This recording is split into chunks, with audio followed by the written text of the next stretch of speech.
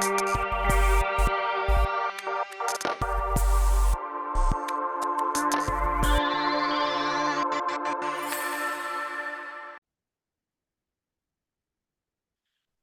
going to briefly introduce our speaker. Our guest in the pulpit today, Shankar-Brown, Dr. Rajni Shankar-Brown, who's a professor at Stetson University. And sometimes I'm jealous when we have guests in the pulpit who are professors at Stetson, because I think, man, taking your class would be such a ball. I would have so much fun. And I've thought that about others in the past, as I think it now all the time about Rajni.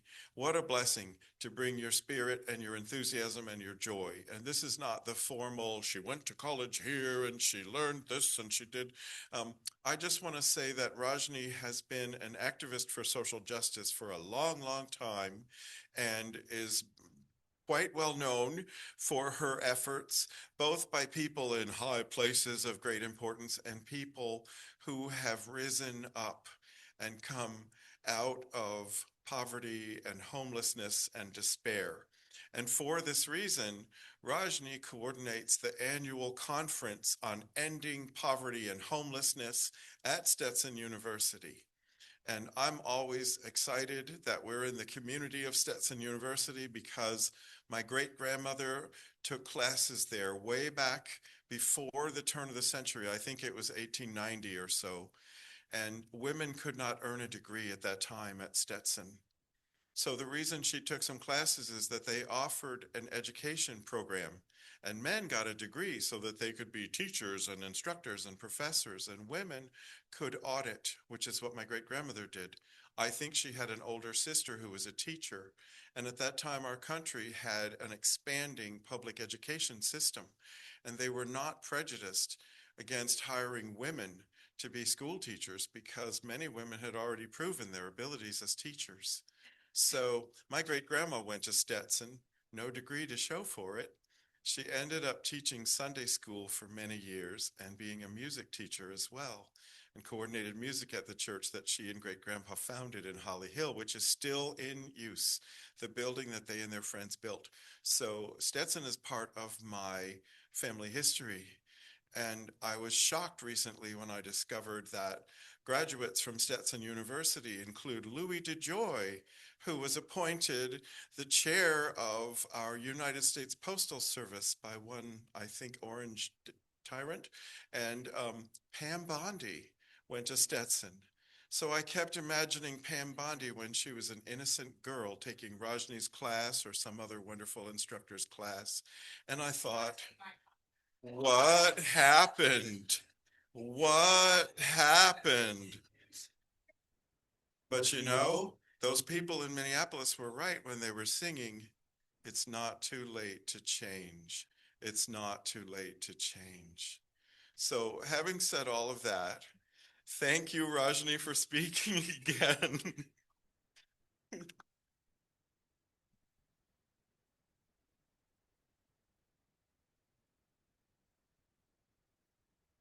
Good morning.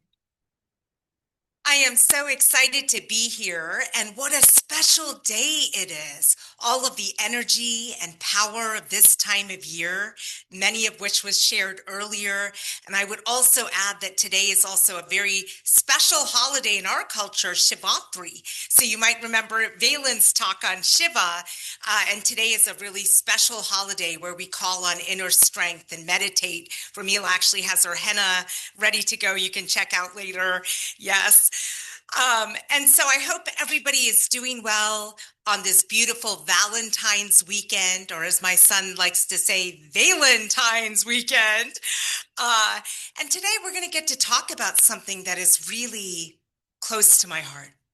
Something that is so important, especially given the threats to democracy and critical, honest education in our state. History that is often not taught in our schools, and history that matters.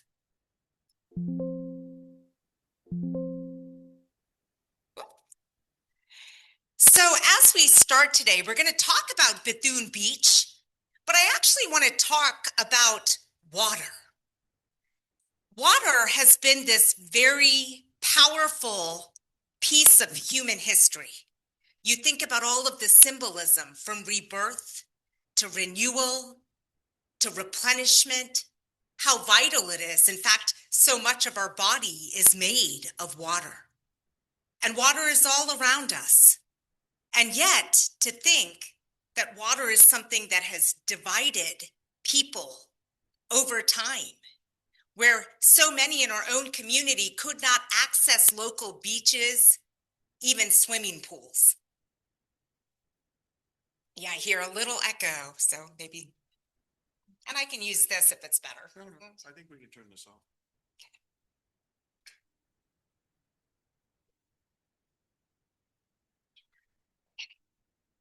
If it gets too echoey, I'll move back over there. But I like to come out and see you all.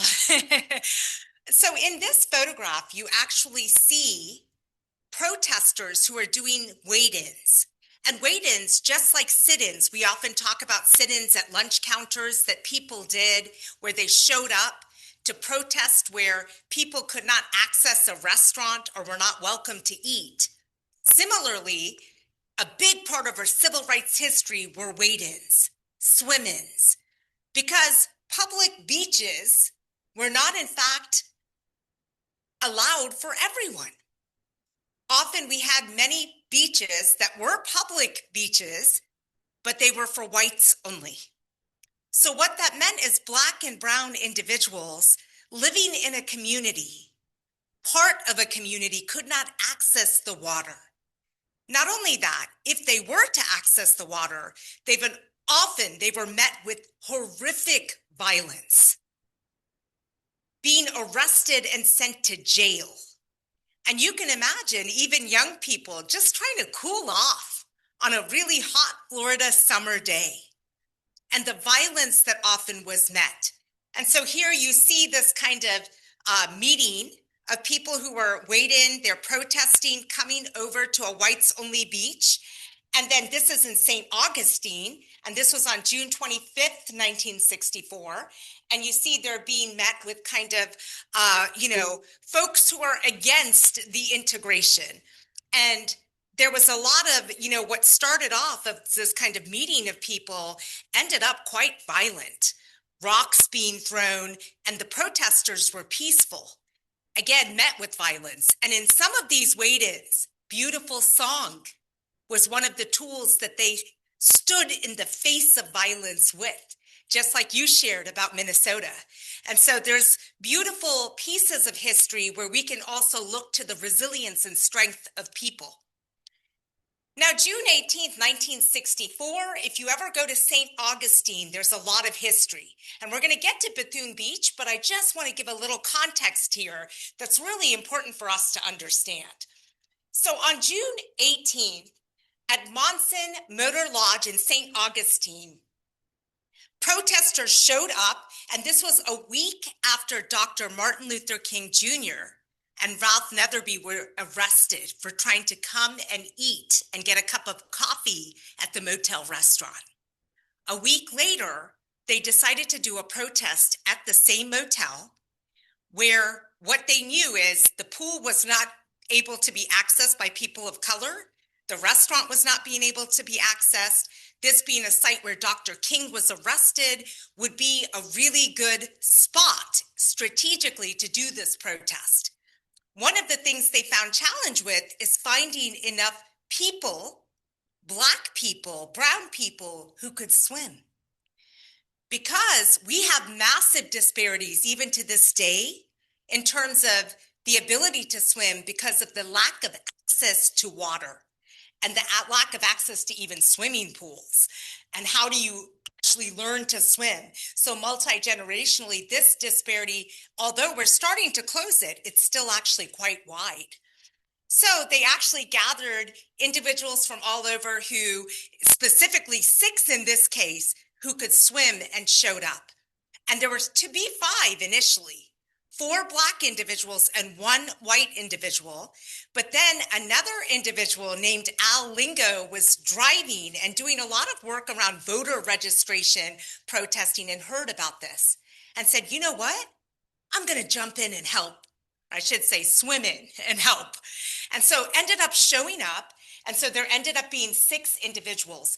When they did this peaceful protest, they were met with horrific violence. Here you see the motel manager, James Brock, pouring acid into the pool to try to get these protesters to get out. And you see the cries of some of the protesters, including Brenda here, screaming as the acid is being poured into the pool. Police ended up showing up, and police actually took the protesters out of the pool very violently and forcefully. And so the protesters were dragged, they were sentenced, put in jail, not given food, very painful history. The interesting thing about this is this image and what happened that day ended up making national news, and it shook our nation. At the time, President Lyndon Johnson was in office. He would see this, and people all over, even people who had fought and resisted integration, it shook them. To be able to not just hear about these incidents, but to see. There was something that you couldn't ignore. And this was a very powerful moment because, there was actually a bill around public access that, was introduced and never passed and was sitting in the Senate. It was in filibuster, one of the longest ones that was met with resistance. And after this, they ended up passing it the next day. And 2 weeks later, we would have the Civil Rights Act of 1964, which prohibited discrimination. Really, really pivotal pieces of history. So here you can see a little bit more of the photograph here of the individuals in the pool, right? People all around starting to, watch, to observe. The police officers ended up getting in. One of the other pieces of this that is really interesting is it was quite a coordinated protest. So in front of the actual motel were even Jewish rabbis who were praying, came there in peace to help and be allies and protest and show up. And so there were a lot of people, community, that were good, even in the face of bad. And I think we have to remember that too, because that's hope.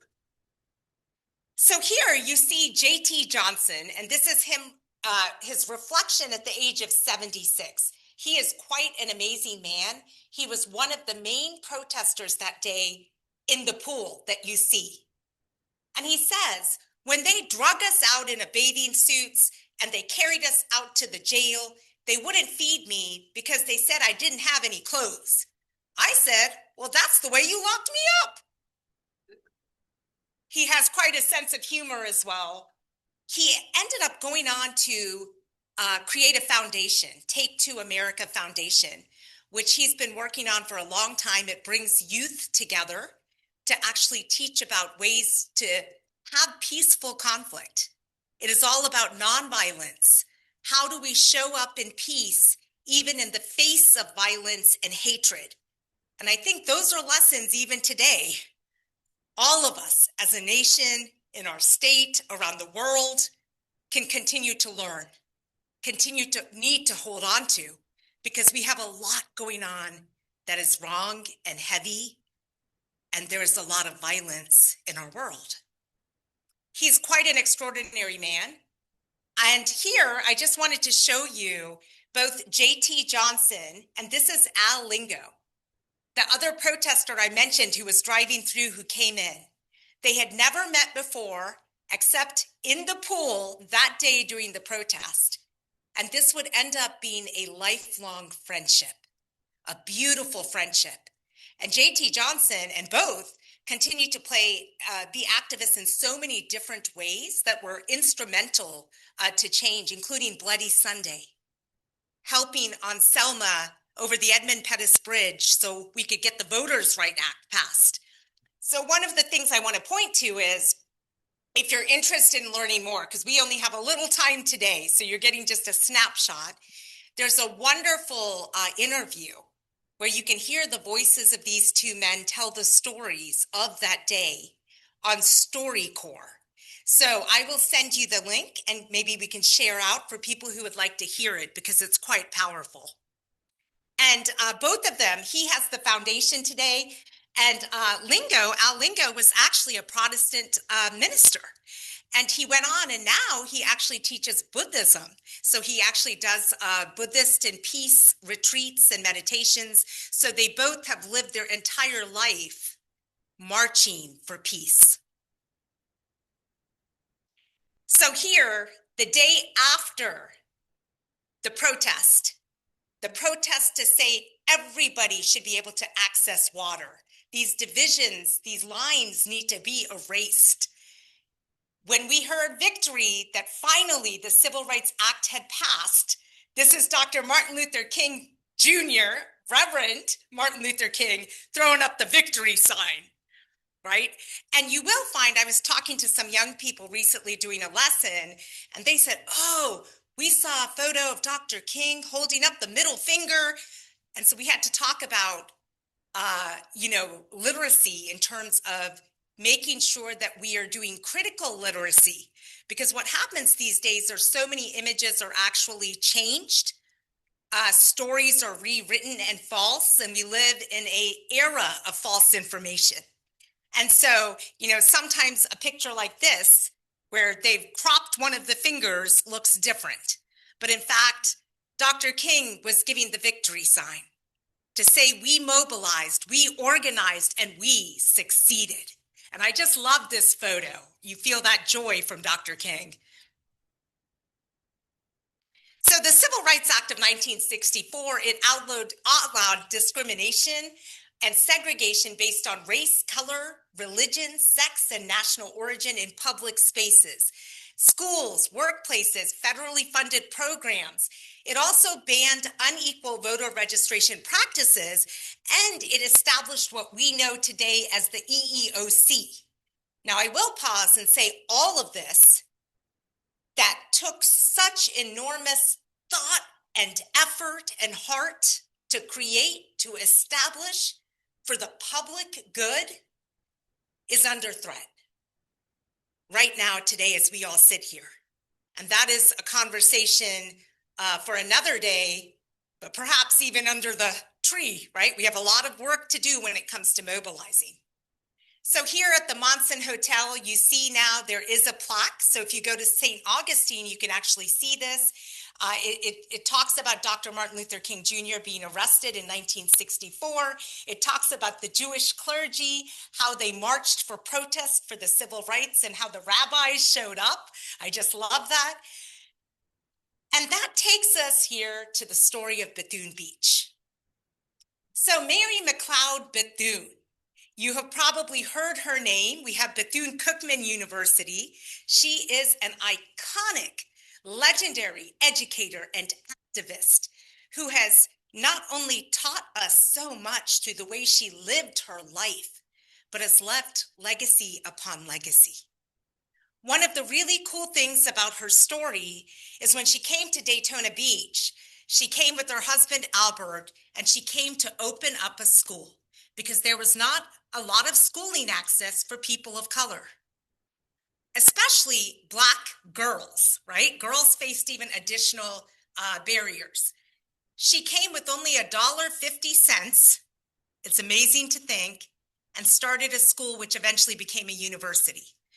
One of the things she found out, though, very quickly is many of her students could not access the local beach without harassment, humiliation, fear, the fear of arrest.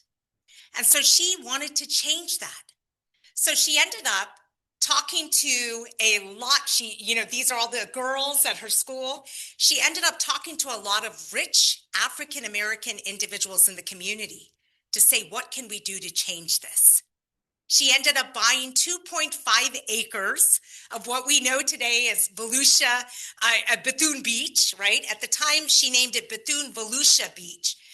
And it was the only beach that was made available and opened up to Black individuals in the first half of the 20th century in our area. Pretty amazing to think. And if you've never been to Bethune Beach, it is south of New Smyrna Beach, and it is north of the Cape Canaveral seashore, right? The national seashore, right by the Kennedy Space Center. So it's very close to there. And, you know, of course, we know that Jim Crow laws banned Black and brown people from Florida's public beaches where whites could go. Wade-in protests helped to desegregate, and these wade-ins took place all across Florida and were met with violence. The 1964 wade-in at the segregated beach in St. Augustine, here's another photo. And at that time, Mary McLeod Bethune said, we need to understand that it is God's water.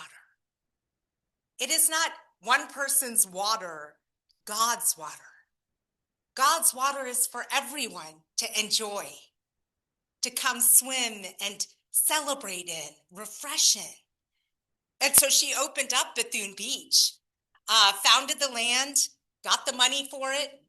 December 9th, 1945, the Bethune Volusia Beach Corporation was formed.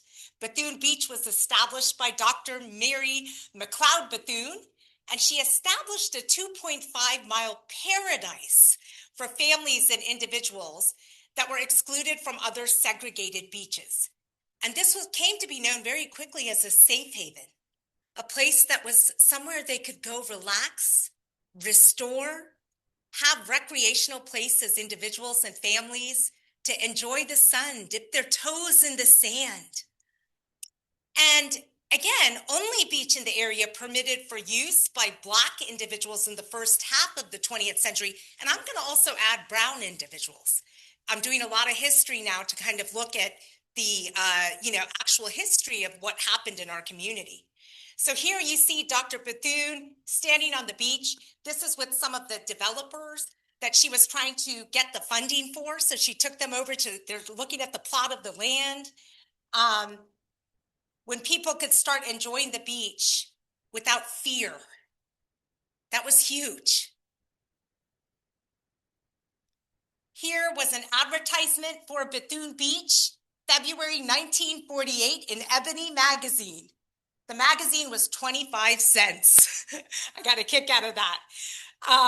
And then here she is with her students enjoying a day in the sun, right, at the beach.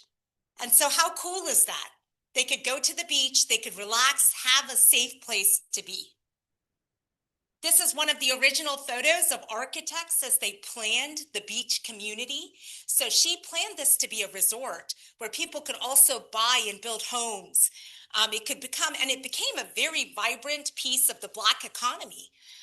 It did a lot of good for a lot of families and individuals in multitudes of ways.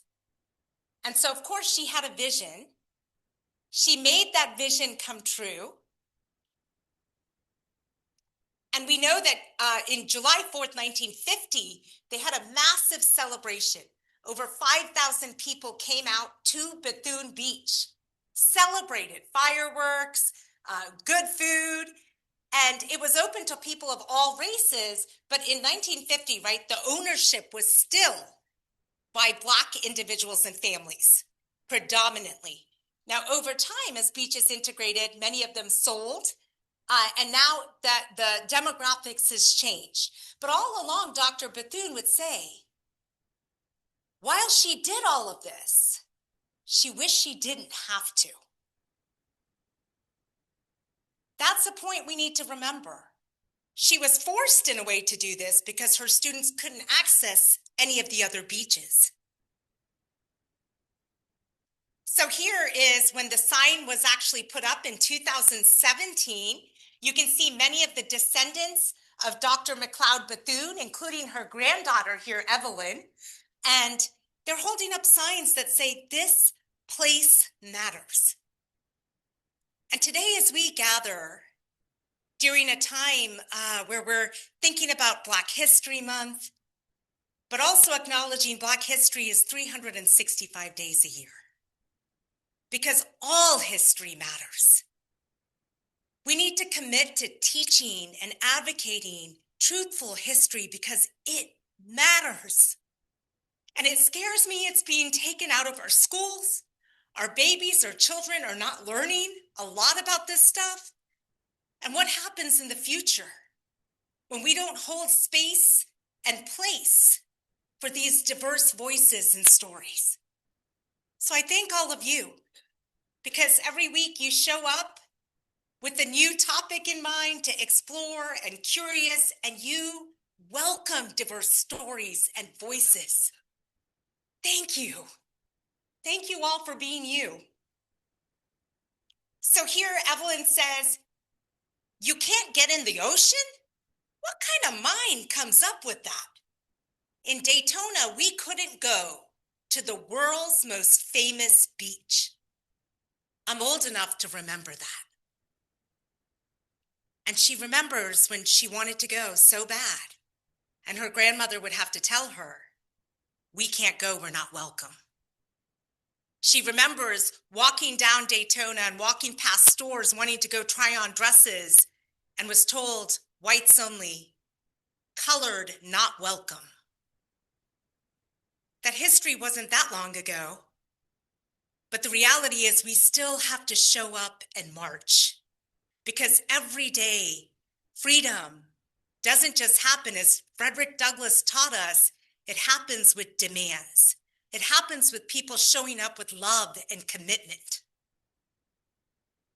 So here you have the signs, and if anybody wants to go visit, it's located 6656 South Atlantic Avenue, New Smyrna Beach. So you can actually go over to Mary McLeod Bethune Park, and then you can go over and see the Bethune-Volusia Beach and sign historic placard, because it's on the Florida Heritage Site. And you see people just enjoying the liberation of being able to go somewhere without fear, being able to go somewhere and enjoy the universe's miracles. And I want to close out, as we're coming to a close, on a happy note as well. And a note of inspiration. This is a talk that I'm planning for us for another day, because there's so many different hidden stories about Mr. Rogers, who is a phenomenal man. So I can't wait to do it. I've had so much fun already reading and going into history. But episode 1065 in 1969. So even though the reason I put this up here is the Civil Rights Act passed in what date, what year? 64. Still, even though it passed on paper, in so many places and spaces, people were still not welcome. Still, there was resistance and violence met all over. Ku Klux Klan showing up, throwing rocks on people's heads if they were to come into the beach, story after story. Mr. Rogers did something so simple and beautiful. On his show, he wanted to combat racism. And he didn't make a huge, big sermon about it. But what he did is he invited his dear friend on the show, Officer Clemens. If you watch Mr. Rogers, that's Officer Clemens. And it was a hot day. And he said, come in. Why don't you dip your feet in here with me?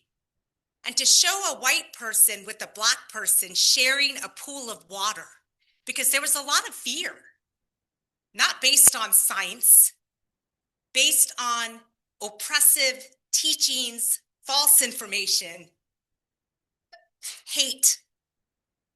And so he invited him in, they dipped their feet, they had a beautiful experience together. They actually recreated the moment in 1993, February 24th, episode 8 of a series that he did called Love. And in this series, they did it again. And Mr. Rogers actually takes a towel and wipes Officer Clemens' feet in a feet of love as he gets his feet out of the pool, uses the same towel to wipe his own, to teach people a message that we are all human and we are all the same. And there's more layers to this story, but I'm not going to tell you today. because that's going to be a sneak peek for the future. Yeah, it's a really good one.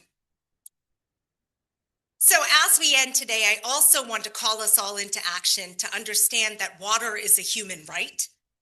Everyone should have the right to access water, but not just access water, clean water, affordable water, adequate water for well-being. And right now, I'm getting ready to lead this week to a climate and resilience summit where I'm going to be speaking. And we're looking at many things, including water quality, accessibility, and affordability. And what we know is so many communities, including in the United States in 2026, don't have access to clean water. And globally, lack of access to clean water still continues to be one of the #1 reasons for death of children. So water is a big conversation, and it's something we have to keep marching for. When we talk about all of the ways water replenishes the spirit, but also how water, the access to clean water and water in general, still continues to be divided. I want to thank you. This is a talk that I had a hard time because there's so much history and we have little time. But my hope is that this inspires you to dig in a little deeper, explore more, continue to ask questions, and to show up in community in all of the ways that matter. And in Happy Hearts weekend style, I'm going to end with a very short poem. Roses are red, violets are blue. Our blood is red. Our water is blue. We are all human, me and you. Namaste.